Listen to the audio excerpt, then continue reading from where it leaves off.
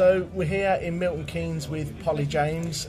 Polly, we don't usually see you in this neck of the woods at this time of year, do we? No, I'm usually at home recovering from the world. But as luck would happen, I suppose, I've got a really good relationship with the PDC, and obviously they've taken over as Matchroom for the for the ITV shows as we know it, and one being the Winmau World Masters. So they've taken me on as a reporter, and I'm so very privileged, grateful, and you know me, I love being in this environment, in a darts environment. So just doing kind of similar what I do at Sky, but doing it for Matchroom and PDC. And how are you finding it with ITV? How's the production been? And because it all seems fresh and new on the TV for the viewers, doesn't it? Yeah, I mean, very fresh, very new, as you say, very different. It just looks just a level up, doesn't it? You know, we've got the LED lights, and you've got the new walkway, which I'm a massive fan of. I was actually saying to Jamie yesterday, I was like, I think we should go full on Coldplay and get the LED wristbands, you know, for the walk-ons, maybe like for the Premier League. I think that would look sick, but it's just great, and it just kind of shows where darts is. You know, we're on this huge trajectory, which is, I mean, the sky's the limit, isn't it? I kind of feel with darts at the moment. Who knows when it's going to stop? But, you know, anything's possible, and happy to be a very small part of it all. And you've been here since Wednesday, so you followed the lottery that was the qualifiers. Yes. How did you find that, and sort of what were the stories of the day and things like that? Yeah, really interesting actually, because I mean it was such an eye-opener for myself personally, because I've never been to a floor event before. You watch them, when they're being streamed and things, and you know that there is a different energy. You know, there's still a buzz, but a different energy, and they're not allowed to sort of have any big cheers. You know, there's no big roars when there's a 180 or anything. There's no walk-ons, obviously. But I was just very surprised by, not subdued, I'm not sure whether that's the right word, but it was just very respectful. You know, there was no chattering, nothing. When I was doing a piece for Matchroom for ITV,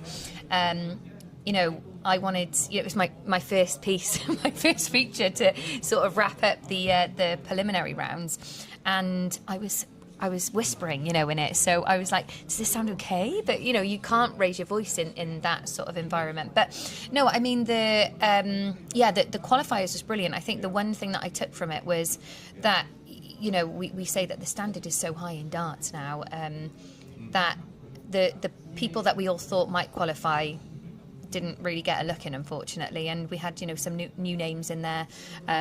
Jimmy Vanschke, loved seeing him qualify. Like, what a character, what a guy. It was great to see him get his tour card 3 weeks ago and then make it have his debut on the big stage. But yeah, really interesting to see, and just how well oiled it is. There's so many people that are behind the scenes that make it run smoothly. Just very eye-opening, and it's darts at its rawest, purest form, isn't it? It's just the player and the dartboard, and that's where you see some magical things happen, magical numbers get thrown. So. And one day later, it's on to then the main draw in the first round. We saw such a high standard on the opening night. Yeah. What is it about this format that sort of brings the best out of the player? I would say two things: the new dartboard. The Blade X. Shout out to Winmau. I think the dartboard's beautiful. I've been working with Winmau a little bit over the last couple of months, and really just deep diving into dartboards. Ask me anything about dartboard. I've seen inside them. I know all the layers. I think some of the players are saying like it's the world's most advanced dartboard, where it can really impact a game and can really change the destiny of a game. And we saw all of those numbers, but also this format is so unforgiving. Like Littler said yesterday, we're the morning of round 2 at the moment. So yesterday Littler scraped through, survived a scare, but even he said before he went on, he was like, I can't start slowly. I need to kick off fast. So I think there's almost that mind frame where it's like, right, I need to be switched on from the very beginning. There is just no room for errors here. So and it's the first TV major of the year as well.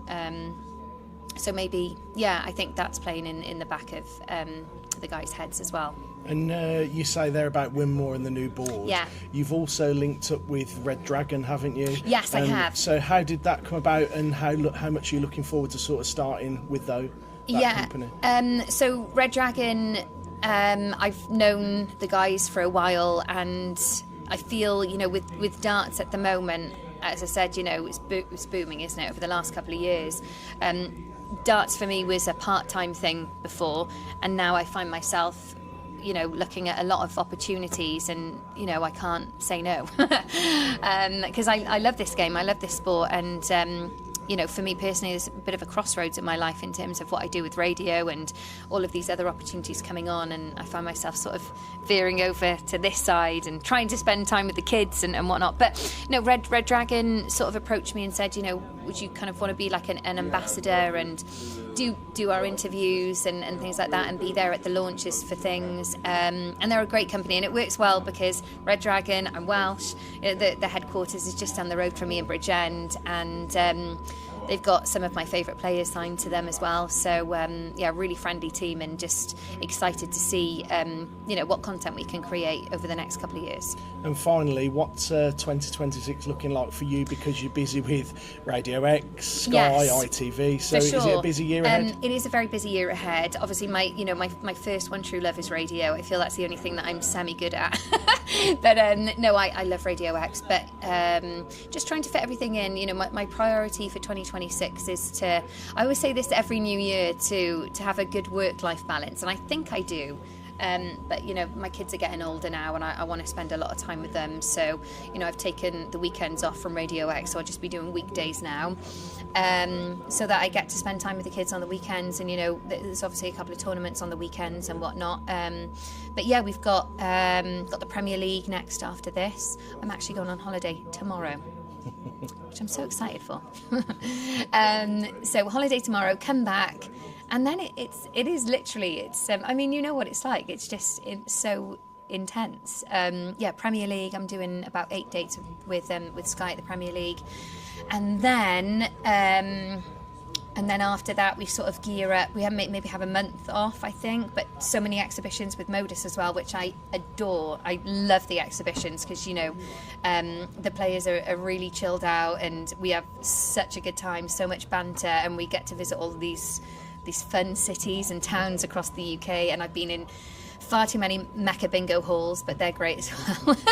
But we've got some next week, haven't we? Birmingham, yes, and Chester, yes, and then Swansea coming up. So yeah, there's just a lot of darts, bit of Radio X, but my priority is to spend a lot of quality time with my children as well. Well, enjoy your holiday, and enjoy the darts, and I'm sure we'll speak soon. Thank you, Hen. Thank you.